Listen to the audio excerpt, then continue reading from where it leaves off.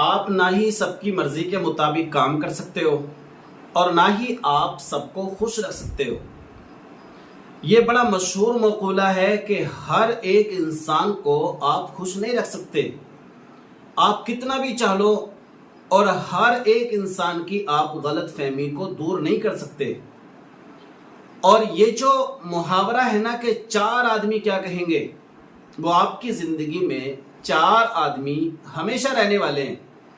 آپ اچھا کرو گے تو وہ 4 آدمی آپ کو برا کہیں گے، اور آپ اگر برا کہو گے تو وہ 4 آدمی آپ کو اچھا کہیں گے۔ یعنی 4 آدمی آپ کی زندگی سے ختم ہونے والے نہیں ہیں۔ 2 باپ بیٹے ہیں، ایک آپ کو حکایت سنا رہا ہوں۔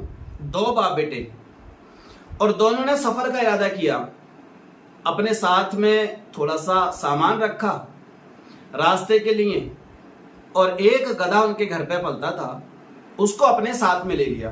گاؤں سے نکلے، گاؤں کے باہر راستے پر جب پہنچے تو گدھا ساتھ میں چل رہا ہے اور دونوں باپ بیٹے ساتھ میں۔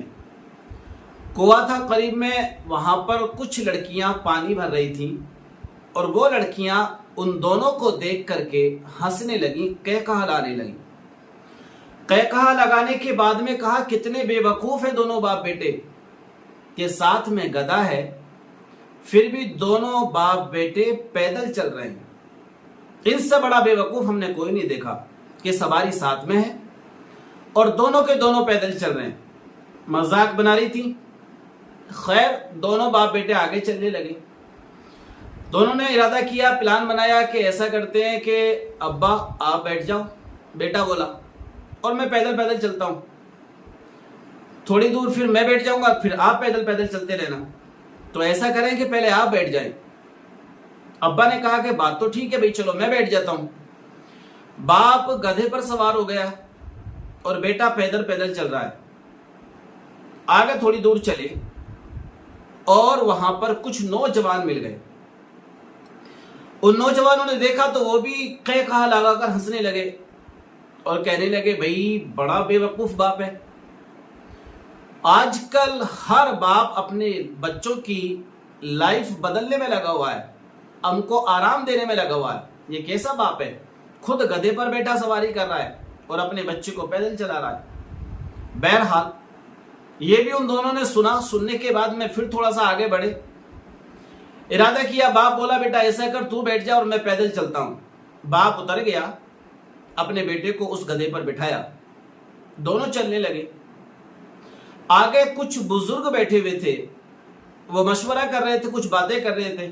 جب دیکھا ان دونوں کی حالت کو تو وہ بھی قہقہا لگا کر ہنسنے لگے اور کہنے لگے بھائی کیا زمانہ آ گیا، دیکھو بیٹا گدھے پر بیٹھا ہوا ہے اور باپ کو پیدل چلا رہا ہے۔ شرم تو زمانے کی ختم ہو گئی ہے۔ یہ اولاد جو آنے والی نسل ہے پتہ نہیں کون سے کلیوگ میں جی رہی ہے۔ انہوں نے بھی لان تان کرنا شروع کر دیا۔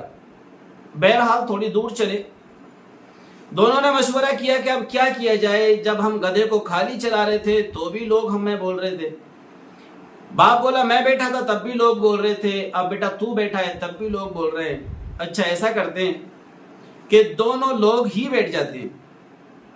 دونوں لوگ گدھے پر سوار ہو گئے، باپ بیٹا دونوں گدھے پر بیٹھ گئے۔ تھوڑی دور چلے، راستے میں کچھ اور لوگ مل گئے، کہنے لگے بھائی بڑے بے وقوف ہیں، بڑے ظالم آدمی ہیں، دونوں باپ بیٹے بڑے ظلم کرنے والے ہیں، دونوں کے دونوں لاشیں بڑی پڑی ہیں اور دونوں ایک گدھے پر لدے پڑے ہیں۔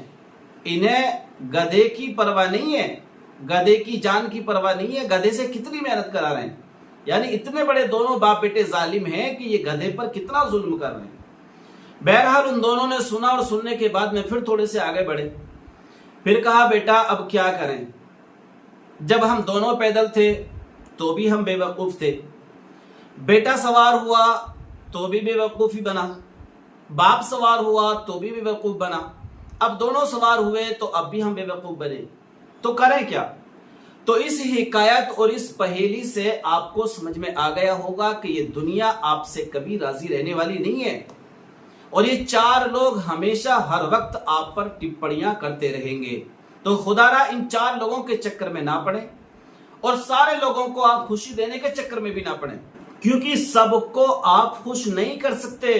100% لوگ آپ کے ساتھ نہیں ہو سکتے، 80% آپ کے ساتھ ہو سکتے ہیں، لیکن آپ کہیں کہ 100% ہمارے ساتھ ہو جائیں، سارے کے سارے لوگ ہم سے راضی رہیں، سارے کے سارے لوگ ہم سے متاثر رہیں، سارے کے سارے لوگ ہم سے خوشی رہیں، ایسا نہیں ہو سکتا۔ تو ان 4 لوگوں کی زندگی سے باہر نکلیے اور اپنی زندگی کو اپنے انداز میں جینے کی کوشش کریے۔